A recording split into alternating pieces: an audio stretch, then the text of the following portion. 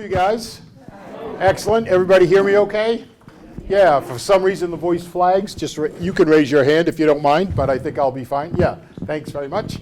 Glad to be here tonight to talk about Voyage of Mercy, which is a story about the Irish Famine and the amazing American response to it in 1846 and 1847. So I'm going to talk a little bit about that in a second. Want to just start by saying nice to be back in Burlington. I live in Weymouth now on the South Shore, so I did have to come up to the other side tonight, as I often call it, when those South Shore people come north and vice versa, right? So, but I did graduate from Burlington High School in '72. At that time, it was the Marshall Simons Middle School was the high school. That's where I graduated from. We were the last class to graduate from Marshall Simons when it was the high school. So pretty interesting. My folks lived here all their lives, St. Margaret's Parish. So I'm up here a lot. Burlington is my hometown, and it's always great to come on back. The town's changed a lot, as I can tell you, and you guys are all nodding your heads, and so you know.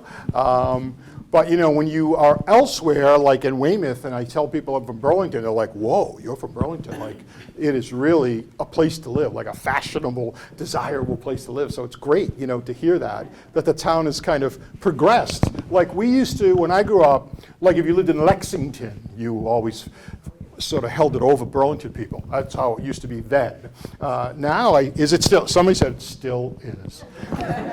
However, Burlington now has this great reputation outside of the town. So I think that's great. My wife, Kate, who's here tonight, always says, I'll say we, not you.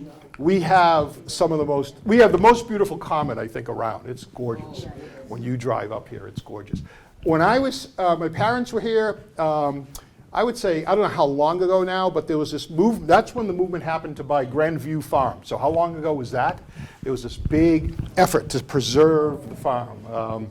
So I remember that whole effort and everything. And my folks were at this senior center often for a variety of celebrations and cabarets and those kinds of things. So love being here and love being in Burlington. Thanks for having me. Quick on Voyage of Mercy, the making of the book, and the way I'll do this tonight, I'll talk a little bit about the story, talk a little bit about the making of the book, and then I'll get to your questions. And when we get to the questions, you guys, the questions and answers are my favorite part of these events. So I hope you will not be shy, and I hope that you'll ask questions about the book, questions about the story, questions about being an author, publishing, anything you want. Very happy to answer. I'm usually pretty open on all of this stuff, and I love talking with readers, and it's great to, anytime I get to engage with them, it's wonderful. This is my 631st appearance as an author, and so I've met a lot of readers, thousands and thousands of readers, and I never tire of doing so. So I want to thank you in advance for some of your loyalty and some of your support. It's wonderful. Voyage of Mercy, I'll tell you quickly, came out in 2020, 1 week before we shut down for COVID. And so my home, Barnes & Noble, which is Hingham, Massachusetts, the books got into the store. Great placement. I was very excited, the hardcover at that time. Great placement. Love the way Barnes & Noble set up, you know, the display for Voyage of Mercy. And then we shut down. Barnes & Noble closed. And when the store reopened in around late June or early July of 2020, at that point, you walked into the store and there were my Voyage of Mercies in the exact same spot with like this little thin layer of dust on them from being closed for a couple of months. It was very strange, a very eerie feeling, like one of my eerie COVID stories. Everybody's got them. And that was one for me. But the book did very well. I was very blessed by wonderful readers. The book did very well and came out on time in paperback in May of 2021. So just about a little over about a year ago now. So that was very exciting. And again, something that I really never take for granted. It's just wonderful that readers have been that good. The story, I think, has captured some imaginations. And you should be proud of your country, by the way, for this effort.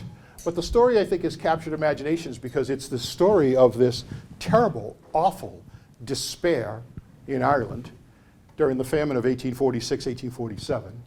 And by the way, that is the Great Famine. Ireland has had many mini famines before, some smaller famines afterwards. But when the Irish talk about the Great Famine or the Great Hunger, they are always referring to the famine that began in the summer of 1846 and continues all the way into 1848.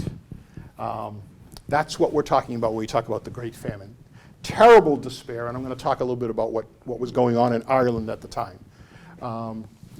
But something that the Irish have remembered for 175 years. This is the 175th anniversary of the famine. Something that affected Irish-British relations for at least 150 years, in a negative way. Something that affected Irish-American relations in a very positive way, all the way up to the present day. And on that side of the ocean, a situation where the Irish thought they might never recover from this famine. That's how bad things were. So we'll talk a little bit about that. And on this side of the ocean, the American side of the ocean, this is a story of incredible goodwill and generosity and benevolence on the part of the American people. It is the first humanitarian aid effort on a wide scale by one country to benefit people of another country. Not only in U.S. history, I call this the America's remarkable first humanitarian mission, and it is, but it's also really the world's first humanitarian mission. Prior to this effort, prior to the effort of the United States, the people of the United States, in 1847, countries, they went to war with each other. They burned each other's cities. They pillaged each other's crops. And, sometimes they traded with each other economically. But the notion of one country helping another country just for altruistic humanitarian reasons was simply unheard of. That changes with this mission in 1847 by the American people. Started with the voyage of the USS Jamestown that goes to Ireland filled with food leaves Boston on March 28, 1847, and goes to Ireland. The first of 150 ships from the United States filled with food over the next 16 months. From March of 47 till about the 4th of July of 48, America contributes this kind of food to Ireland. It's a public-private partnership, this contribution, this charity, that set the stage for exactly the same way that we contribute to international causes and even domestic causes today. We'll talk a little bit about that. But I want to start with the famine to kind of give you a sense of things. Anybody of Irish heritage in the room? Listen, on the South Shore, it's double this. You guys had all raised your hand, so double that, triple that on the South Shore. So, okay. So we'll look at the famine, and I'll kind of give you a sense of things and a sense of what went wrong. So this is a period of time, this famine, when about 30% of the Irish population relied exclusively on the potato. Exclusively on the potato. You may ask why. Because most of the tenant farmers in Ireland at that time were working land that they did not own. It was owned mainly by absentee British landlords, and Irish tenant farmers worked it. Very poor peasants, they eked out livings. When the potato crop was luxuriant and abundant, it was cause for celebration. When the potato crop was poor, the Irish were nervous and scared, pensive as to what it would mean. And when the potato crop is destroyed, as it was in the summer of 1846, it's catastrophic and disastrous. So why such a reliance on the potato by these tenant farmers? Because the land that they were given to farm by absentee British landlords became narrower and narrower kind of tracts of land as years had gone by, all the way back to 1695, when the British implement these harsh penal laws against the Irish, anti-Catholic for the most part, penal laws against the Irish. So this narrow strip of land that these peasant farmers had to work, the only crop that provided enough yield to feed a large family of 6, 8, 10, and the Irish birth rate was going up prior to the famine, was the potato. Potato provided enough nourishment, enough calories, minerals, calcium, all kinds of vitamins that you can imagine that helped sustain life for the Irish. And in some ways, in many ways, sustain economic vitality, because if you had a great potato crop, extra potatoes, you could sell them. Buy a mule, buy a pig, buy a farm implement, buy a cart, pay your rent, any of that. That's what the potato was used for. When the blight, and it is a fungus that kills the potato crop in the summer of '46, when the blight destroys the Irish potato crop in 1846, the Irish are devastated very, very quickly. They don't have a lot to fall back on. By the fall of '46, 3 months or so later, starvation is underway in Ireland.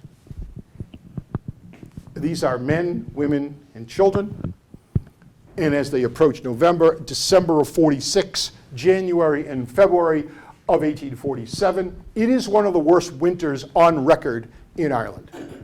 Howling snow, blizzard wind, ice, etc. Many of these Irish peasant farmers, because they cannot pay their rent, are kicked off their property by absentee British landlords. They are evicted from their property. And in many cases, their houses are torn down around them. When I say houses, hovels, mud huts, cabins, torn down around them so that they will leave the property. Most absentee British landlords did this. There were some benevolent ones, but most did this when their rent wasn't paid.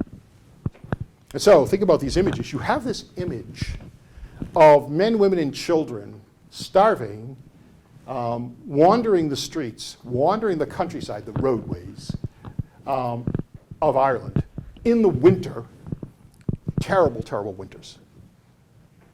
And because the British were so slow to move in their assistance to Ireland, and now keep in mind, Ireland is part of England at this time. It's all one country. It's unified.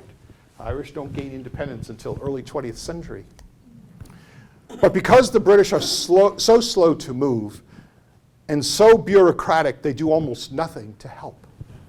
And their kind of official government policy is to continue to export other grains so that their own markets do not get disrupted.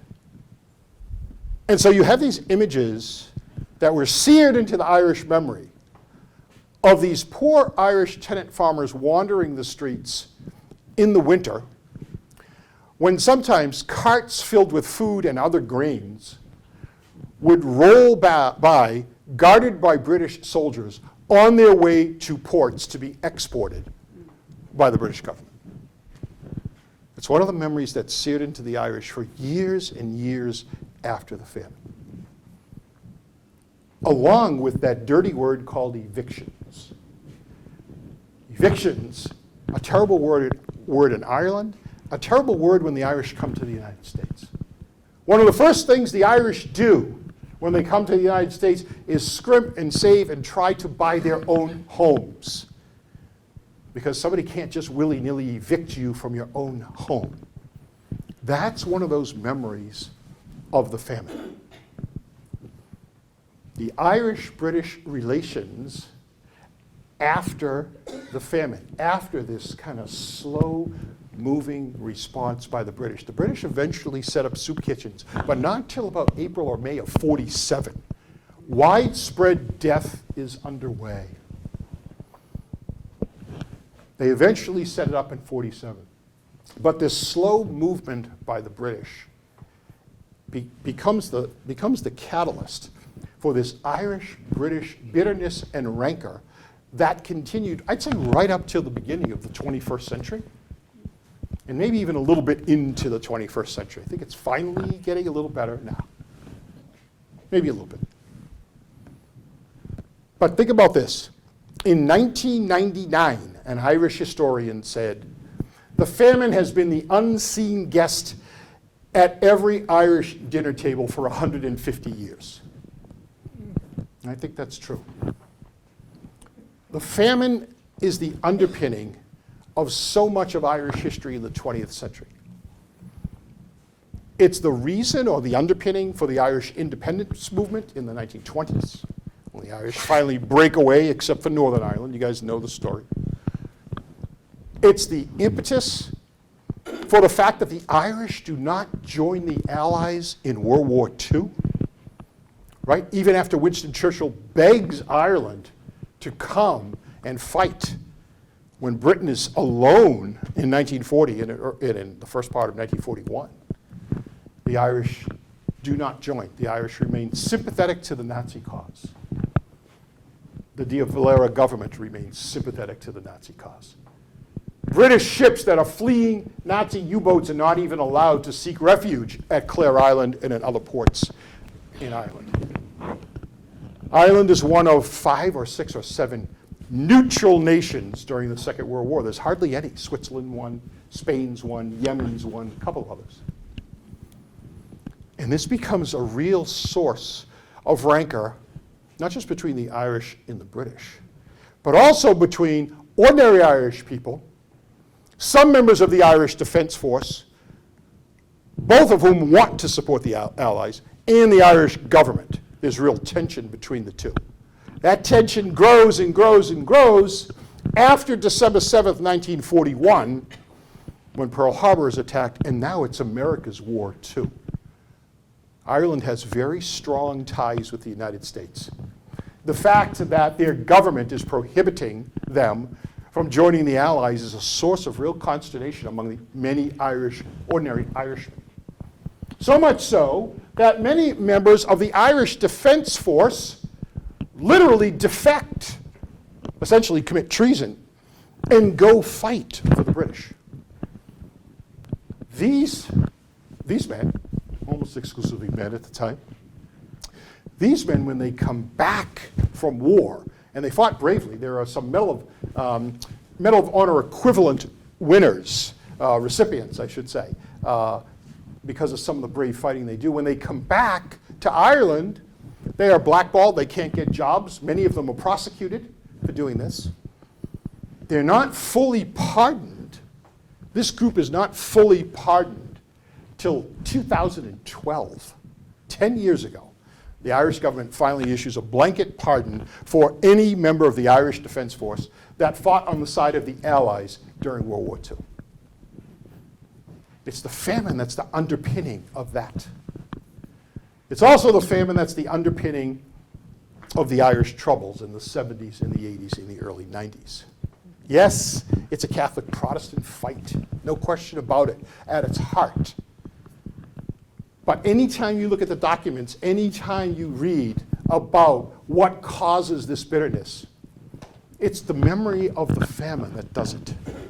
Almost every single time it goes back to that. Like I said, British-Irish relations have been poor since well before the famine.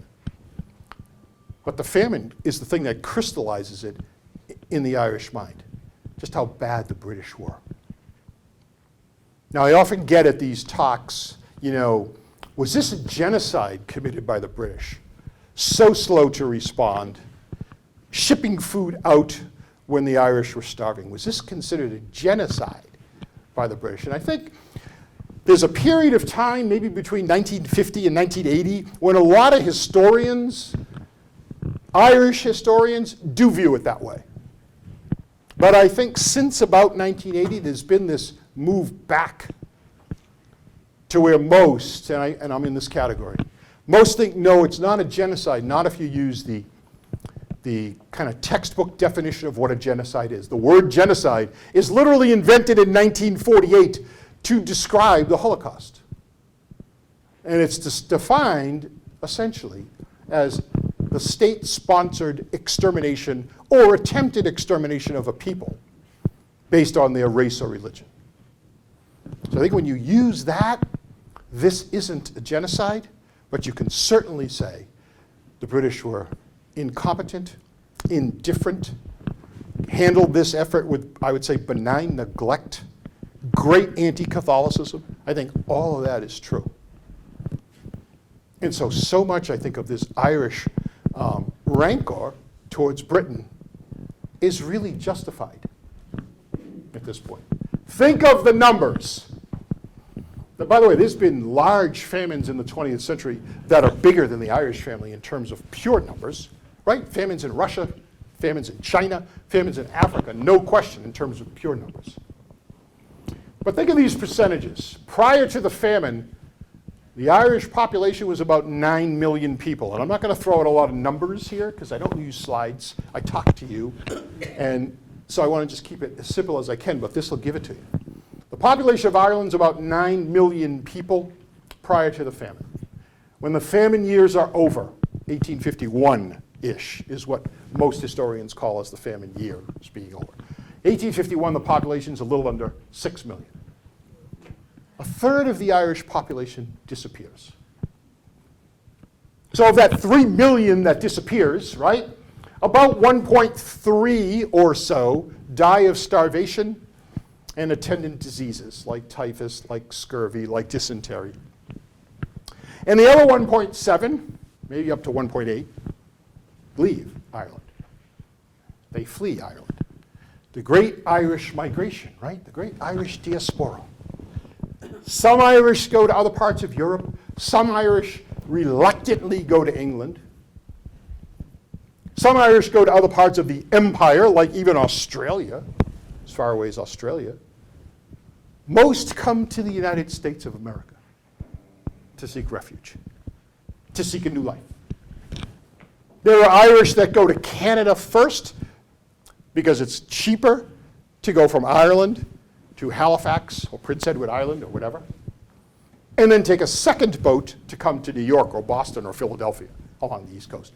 Those Irish were called two-boaters. Some of you Irish in the family may have two boaters. Yes, that woman is a two-boat person. Yes, in her family. Yeah, it was very, very common because it was cheaper to get fare to Canada and then come down. Very, very common among the Irish. And so this is a famine that decimates the Irish population. The Irish population in World War I is half what it was prior to the famine. Think about that. Half what it was, 4.5 million-ish in World War I. And right now, last I checked, I think the Irish population is 5.2 or right in that kind of ballpark, 5.4, in that area. So still well below the famine years. I'm not suggesting there are other reasons for that, economic reasons, etc. But Ireland never recovers its population from those famine years. So that's what's going on at the time. What's going on here? So America, at first, in the fall of 46, there's reports about the famine. But Americans, people in the United States, I would say outside of the Catholic parishes in places like Boston and other cities, but use Boston. Outside of the Catholic parishes, there's a little bit of a boy cried wolf feeling here in the United States. Because people in the United States have been giving money in their churches, particularly Catholic churches, for other years. When the Irish famines, there was predictions of these dire catastrophes, and the Irish famines did not turn out to be that bad.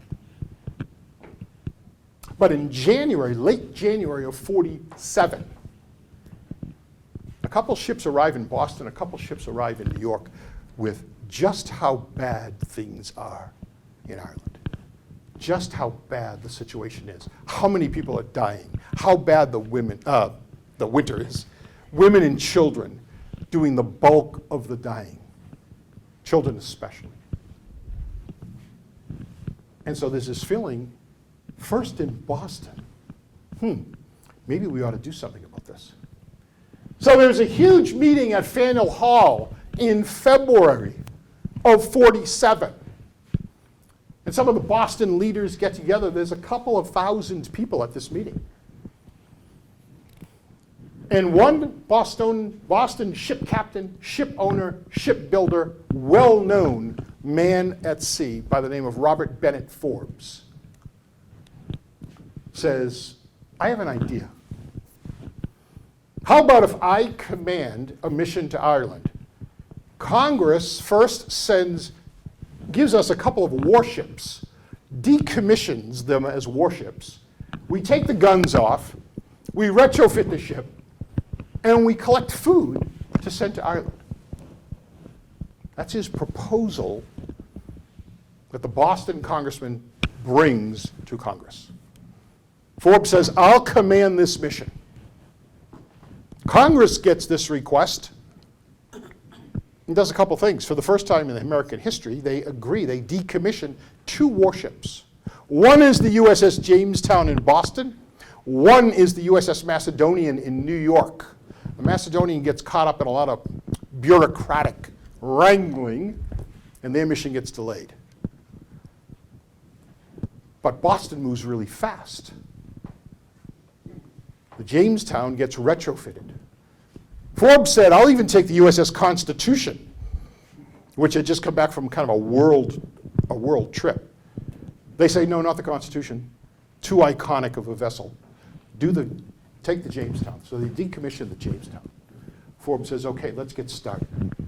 Meantime, Congress debates whether they should contribute about $500,000 to the Irish cause. Not necessarily direct food aid, but $500,000 to the Irish cause. President James K. Polk sends word to Congress. Basically says this, if you put that bill in front of me, I will veto it. I think it's unconstitutional for American dollars to be going overseas to another people, to assist another people, another country. So Congress kind of changes. And congressional leaders, along with President Polk, but some of the great senators of the day, Daniel Webster, Henry Clay, others, decide that their role is going to be one of persuasiveness and urging. And they urge every community in the United States to set up a committee for the relief of Ireland. And whenever possible, send direct food aid to the Irish people. And lo and behold, almost every single community in the United States at the time does so. Large cities, Boston, Philly, Baltimore, small towns along the Ohio River at the time, like Steubenville, Ohio, mid-range towns like Cincinnati, Ohio, rural areas further west like Detroit, yes, Detroit at the time, rural area, Wisconsin, places in Wisconsin, almost every city, every town, every village, every frontier outpost in the United States sets up a committee for the relief of Ireland.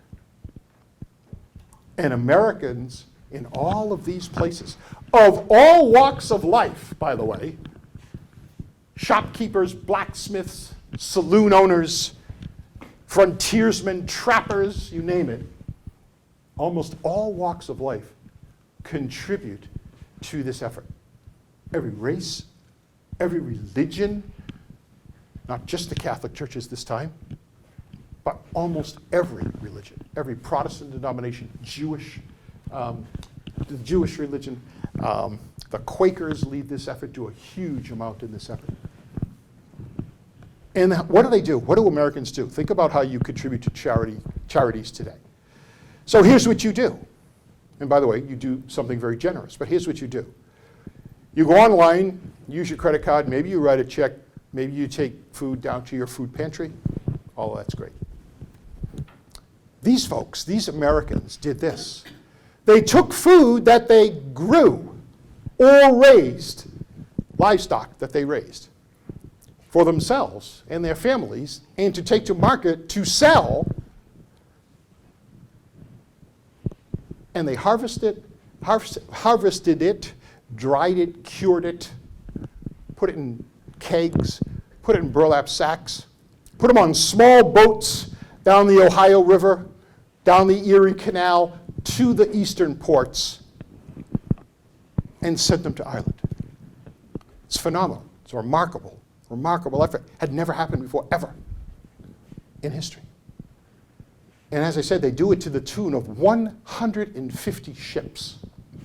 From the time the Jamestown sails on March 28, 1847, the first ship to go, till about July 4th of 1848, 16 months or so, those 150 ships, laden down with food, about 10,000 tons in total, come from the people of the United States to feed the people of Ireland. It's a stunning, unprecedented effort. Ask me why. Ask me why. Yeah, why? Why would that happen? Why did that happen? Why did that window of time happen? I say this, when you look at history, when you read history, when you research history, there's many connections that take place. And I think there's a few factors that come into play here that cause this groundswell among the American people. Number one, there's a great deal of what I would call progressive or liberal guilt here in the Northeast over the Mexican War. Most progressives in the Northeast were opposed to the Mexican War, the annexation of Texas. They viewed it as an extension of slavery. In many cases, they were right. They kind of felt this effort to help Ireland would atone for some of that. That's factor one, and I think a big factor in New England, in New York. Big factor. Number two, these are the years of the Second Great American Reawakening, which is a Protestant church-led effort that essentially said, we need to do more good. Our religion needs to do more good for average people. God's mission on earth is for us to help our fellow men. And so this Second Great American Reawakening is caught in this, or catches this, or helps propel this wave, is probably the better way to say it. So many Protestant churches are involved in this. Number three, led in large part by this Second Reawakening, but not only, this is a time of lots of reform movements in the United States. Education reform, prison reform, mental health reform, all underway. The abolitionist movement, 1847, getting its legs under it. Becomes much more vibrant, I would say, much more active in the 1850s. But in 1847, it's underway. The women's suffrage movement is just kind of starting at this point. All of these reform movements are happening. This assistance to Ireland is kind of like an outgrowth of that. Hey, we can make things better somewhere else. That's part of this. And the fourth part of it, and I think a big part of it, 1846 is considered the year of decision in the United States. That is, people are pulling up stakes in the East and moving westward. Still a couple of years before the gold rush, but they're moving westward. It's the first time the word manifest destiny is used, 1846. Do you remember that from high school? Go back, remember it, 1846, manifest destiny. Manifest destiny gets a lot of bad press. Poor treatment of Native Americans, etc. And I think justified bad press. But I think one of the noble virtues of manifest destiny was something like this.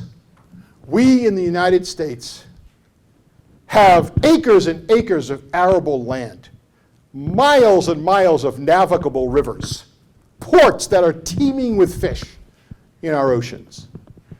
And so we have an obligation to help others that don't have that kind of asset, those kind of assets.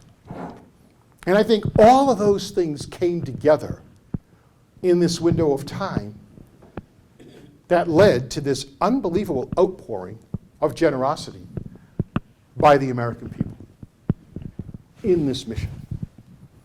The Jamestown starts it, and the other 149 ships follows. So I want you to think about the two main characters in this story, real-life characters. One I had mentioned to you, Robert Bennett Forbes. When you read this book, you'll see just what a character he is. Now, he's got this name, Robert Bennett Forbes. that makes you automatically think he was born with a silver spoon in his mouth, right? Is he part of that Forbes lineage, wealthy kind of Brahmin? I would tell you nothing could be further than from the truth with Robert Bennett Forbes. Forbes is one of these guys that I think Hollywood would enjoy making a movie about.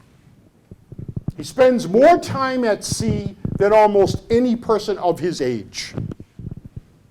He even says that between the ages of 17 and 27, those 10 years, that decade, he spent about 6 months on land, the rest on sea. He makes his first transatlantic voyage at the age of 6 when his mother takes him and his brother across the ocean to go after their ne'er-do-well father, who sort of abandoned the family, under the pretense of saying, I got to go find some work. At the age of 13, Robert Bennett Forbes is a cabin boy on a voyage to China. At the age of 20, he commands his first voyage to China in the mercantile business, in the opium trade, which is legal at that time. Forbes becomes a millionaire before he's 30, loses it all by about 35 or 36 in the Panic of 1837. So his age and the Panic are about the same. 1837, he loses it all. By 1840, he's a millionaire again. Swashbuckling guy. He's all over the place. He and his wife, Rose, they're married in 1834. They lose 2 children relatively fast. They finally are able to have a child in 37. And he's 8 months old when Robert Bennett Forbes says to Rose, we're destitute. We're broke. I'm going to China to try to earn money. And Robert Bennett Forbes is gone for 2 years. Leaves Rose with an 8-month-old for 2 years to go earn money in China. And there's this great collection of letters between Robert Bennett Forbes and Rose that really give you an idea of both of those characters and how the couple coped over that 2-year period. They trade hundreds of letters. Rose almost has a nervous breakdown. She's very, very depressed. But they stay in touch. Sometimes it takes 4 to 5 months for the letters to cross. Robert Bennett Forbes pleads with Rose, please number your letters and date them, so I know what I'm responding to, what I've already written to you, what you're saying when the time goes by, just to keep track. But in those 2 years, you learn a lot about both of these folks. I was really so thrilled to have these letters to kind of build Robert Bennett Forbes' characters and to some extent Rose's character. And when Robert Bennett Forbes gets back in 1840, Rose pretty much says, you're done at sea. We are going to build our family now. You've been away too long. And they do. Over the next 7 years, he is here. He's a ship builder and a ship owner in Boston, but he stays. They have 3 more children. And then in 1847, after this meeting at Faneuil Hall, Robert Bennett Forbes tells Rose he's going to do this mission to Ireland. She's a little upset, but she asks him why. Why would you do this?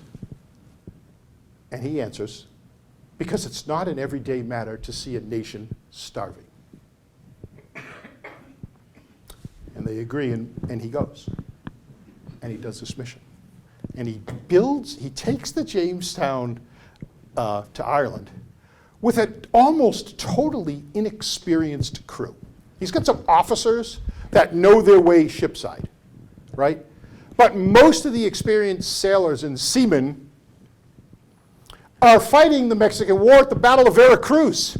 A lot of experienced shipmen are at the Battle of Veracruz. So Forbes puts ads in newspapers seeking people to help him to crew the Jamestown.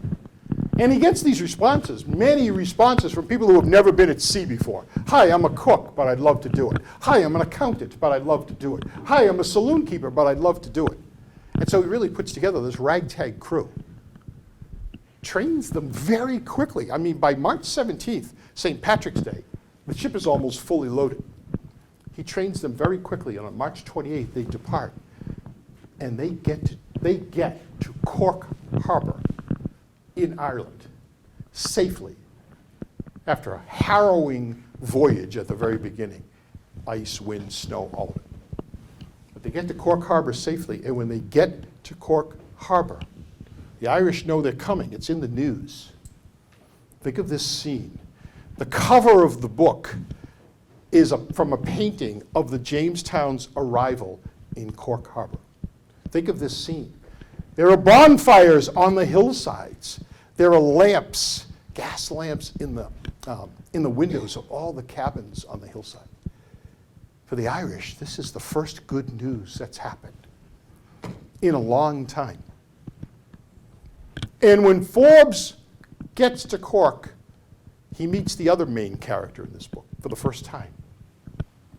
Now, as a reader, you've already been introduced to this character because I tell this narrative back and forth on each side of the Atlantic. But Forbes meets him for the first time, and that is Father Theobald Matthew, who is the parish priest in Cork City. Father Matthew is a great character as well. He is known as the people's priest. Respectful to poverty is how he's described. He's one of these priests that holds confessions at 5 a.m. and 11 p.m. because his parishioners work in the fields and can't come any other time. He learned Gaelic because lots of Irish in the countryside had not yet learned English. He had first built his reputation in the 1830s during the cholera epidemics in Ireland, when he worked in the fever sheds and he helped as many Irish as he could, tending to the sick, ministering to the dying. He becomes world famous without leaving Ireland in the 1830s, when he gets hundreds of thousands of Irish to sign what's called the Temperance Pledge, an anti-drinking pledge. He believed alcoholism is ruining Ireland in the 1830s. And he gets hundreds of thousands of people to sign this temperance pledge that they will no longer drink. He is known as the Apostle of Temperance at the time. And he literally, I'm telling you, becomes world famous for this effort. Later on, after this entire story is done, he comes to the United States and does the same thing here with Irishmen who have immigrated here. You'll read about that too, but it's a little outside the scope of the narrative here for me now. Father Matthew is also one of the people who directly help the Irish when the famine hits. He allows starving Irishmen to sleep in his home. He gives them food. He gives them money. He's in the fever sheds helping them. And he builds a cemetery in his parish to bury the dead. Father Matthew is really one of these unbelievable characters who works side by side with the poorest people in Ireland. He and Forbes meet and shake hands and decide, along with a few other people, how to distribute that first shipload of food when it arrives in Cork. So pretty kind of stunning meeting, very dramatic meeting. And for the Irish, they look at both of these men as almost saviors. Matthews is the savior they know. Forbes is the savior from across the ocean. His reputation, Forbes' reputation, and Matthews' reputation, particularly in Cork, which is one of the hardest hit counties by the famine, just grow. Matthew's statue still exists there today. One more thing about this mission before I get to your questions. This mission, I call it a public-private partnership because of the American government's role in decommissioning the warships, in doing this persuasiveness to set up these committees. And it's a private effort, right, by the American people who contribute their food to the Irish. It is exactly the model we use in the United States today when we contribute to international humanitarian efforts. Even domestic efforts, but let's take international for the moment. And why you should be proud of your country, one reason why you should be proud of your country. In 2019, which is the last time these figures got kind of collected, collated, analyzed, the United States contributes about $120 billion to international humanitarian aid. Now, this is very different from defense spending. I'm not talking about sending material to the Ukraine. I'm talking international humanitarian dollars, $120 billion. About $50 billion of that is contributed by the United States government. That is you, your tax dollars at work. About $50 billion. 70 billion, more. 70 billion of that is contributed by you privately, through charities, through your workplace, through NGOs, through the Red Cross, through Catholic Charities, through combined Jewish philanthropies, through the Salvation Army, whatever.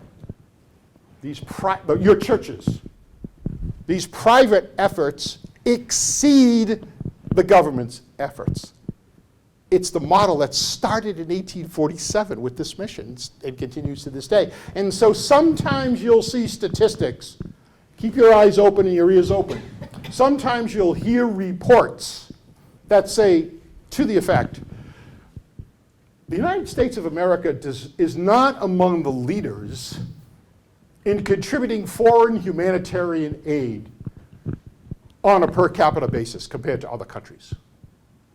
Beware of that stat, because those stats are almost exclusively based just on government spending. That other 70 billion, those stats are not taken into consideration. Almost no country does that. No country does the public-private partnership to the extent we do. Some countries do some private donations, but they're small. Their donations are taken, we're counting them as government donations. So, sometimes I hear the United States people are generous people. Indeed we are. We continue to be. And this public-private partnership has continued. It continued during the earthquake in Messina, Sicily in 1906, the Halifax explosion in 1917, where doctors went up, nurses went up, Americans contributed supplies. The Berlin airlift in 1948 when the Soviets surround Berlin. And yes, the Air Force is part of that effort, but Americans contribute tons of food to this effort. In 2010, remember the Chilean miners are trapped. It's private American companies that sent the technology to extract them. So this public-private partnership that starts with the Jamestown, that starts with Robert Bennett Forbes and continues for 16 months from 1947 to 1948 is still the way we contribute today. It's pretty remarkable. Take a bow for it. You're a very generous people. So I say congratulations and thank you very much, and then let's get to questions. If that works for you guys, does it? Thank you very much.